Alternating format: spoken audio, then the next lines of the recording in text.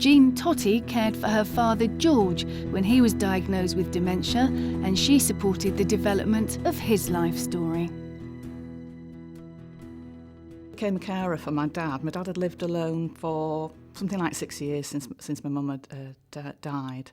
And I was a working person at the time. I'm since retired. Dad was very, very proud of his work that he'd done. He'd been a technical illustrator, so he had a portfolio upstairs that if anyone asked what his work was, he would gladly get it out and show all this work to everybody.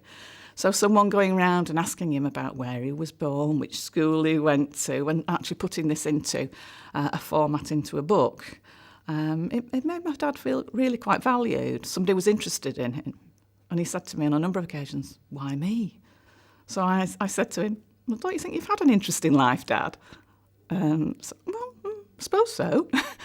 We found a care home that had just reopened in an area where he'd been brought up. And I mentioned to the manager that we had a life story, and Dad explained to the manager what that was, and she said that would be brilliant. So even in the short stay home that he went to, he did take the life story, and the manager looked at this and realised that he was an artist from that. He'd got lots of examples in his life story book of his paintings, which he'd talk about quite a lot. And she straight away went out and bought artist materials for him, so that within a couple of days of him going into the home, he was starting to draw again. But the manager sat down and just totally ignored myself and my husband and just started talking to Dad and said, "Now then, we've got something in common. You're a rugby league fan, aren't you?" "Yes," he said. "How do you know that?"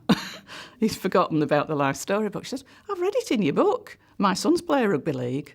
So, of course, they hit it off straight away. And he said, "Well, yeah, I'll come here."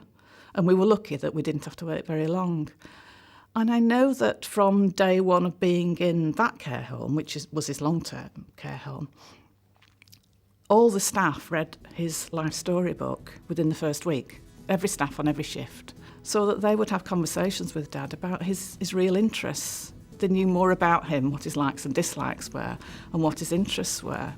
So although he settled in very quickly and he made friends very quickly, it was based on the knowledge that he trusted the staff.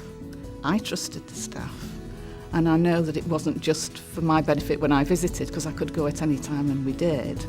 And we were partners in care, and the life story was part of his care plan, so they would refer to that regularly.